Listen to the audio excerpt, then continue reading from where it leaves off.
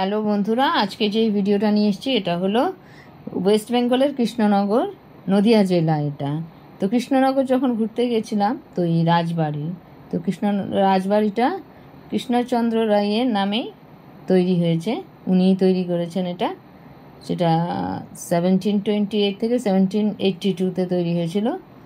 তো এটা দেখুন, রাজবাড়িতে প্রবেশ করা নিষেধ, তো এমনিতে শুধু জগদ্ধাত্রী পুজো আর দুর্গা পুজোতে আপনাদের ভেতরে যেতে দেবে, আর বাকি সময়টা বাইরে থেকেই দেখতে হয়। তা আমরা বাইরে থেকেই দেখলাম। যখন প্রাকৃত হোমস্টে, আগেই ভিডিওটা এনেছি, যখন এসেছিলাম আসাননগরে আমরা ছিলাম প্রাকৃত হোমস্টে, ওখানে গাড়ি রেখে টোটো করে এখানে ঘুরতে এসেছিলাম। তো বাই রোড আপনারা এলে কৃষ্ণনগর, তো আপনারা জিপিএস ধরে বা নেটে সার্চ করে নেবেন কিভাবে আসতে হবে। ট্রেনেও আসা যায়, কৃষ্ণনগর লোকাল আছে, স্টেশন থেকে বেশি দূর না। আপনারা ডে আউটিংও করতে পারেন, প্লাস আপনারা যদি কোথাও থাকতে চান তো প্রাকৃত হোমস্টেটাও ভালো। তাছাড়া এখানে অনেক থাকার জায়গা নিশ্চয়ই আছে। তো দেখুন এই রাজবাড়িটা এখন তো অনেকটাই ধ্বংস হয়ে গেছে, মহারাজা কৃষ্ণচন্দ্র রায়ের আমলে তৈরি হয়েছিল এটা। তো এটা এখন তো আর সেই আগের মতো নেই, আর অনেকটা ধ্বংস। তাও এটা বেশ ভালোই, মানে দেখতে তো ভালোই লাগছিল। আর ভেতরে আমরা যখন জগদ্ধাত্রী পুজো, কখনো আসতে হবে দুর্গা পুজোর সময়, তো এটা হিস্টোরিক্যাল একটা জায়গা কৃষ্ণনগরের। তাই জন্যই মহারাজা কৃষ্ণচন্দ্র রায়ের নাম থেকে কৃষ্ণনগরটা হয়েছিল। কৃষ্ণনগর হলো একটা ঐতিহাসিক জায়গা। এখানে ঘোরার জন্য টোটোওয়ালা যেখানে নিয়ে যাবে, একটা চার্চ আছে, পুতুলপট্টি আছে, তাছাড়া গোপাল ভাঁড়ের নামও তো এখানে যুক্ত আছে। তো রাজার বাড়িটা দেখুন, রাজবাড়িটা বাইরে থেকেই। আমরা ভেতরে ঢোকার একবার চেষ্টা করেছিলাম কিন্তু পারিনি, বলল না এখানে হবে না, আপনারা বাইরের থেকেই আপনাদেরকে দেখতে হবে। তো বিশাল জায়গা জুড়েই আছে এটা।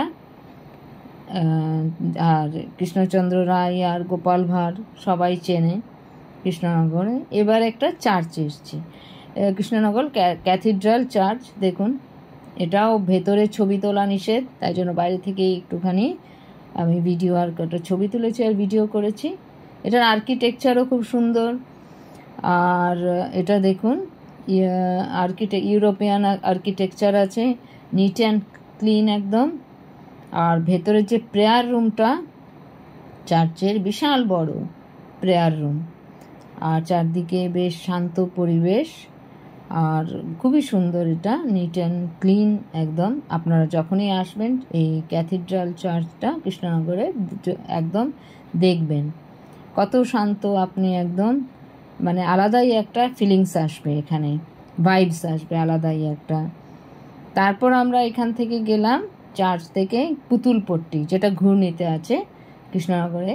ওকে টোটোওয়ালাকে বললে ওরাই নিয়ে যাবে। আপনারা চাইলে ডে আউটিং করতে পারেন বা থাকলে থাকতে পারেন। তো এই দেখুন, পুতুলপট্টিতে নানা ধরনের ছোট ছোট মাটির পুতুল, যেটা ক্লে ডল বলে। এইখানে ক্লে মার্কেট একটা ঘূর্ণিতে আছে। তো আপনারা চাইলে অনেক দোকানেই ঘুরতে পারেন। খুব বৃষ্টি পড়ছিল, বেশি ঘুরতে পারছিলাম না। এই দেখুন সব পুতুলগুলো আমি কয়েকটা কিনলাম। আর তাছাড়া কৃষ্ণনগরের আছে সরপুরি আর সরভাজা, ওটাও আমি দোকান থেকে অল্প করে নিয়ে যাব।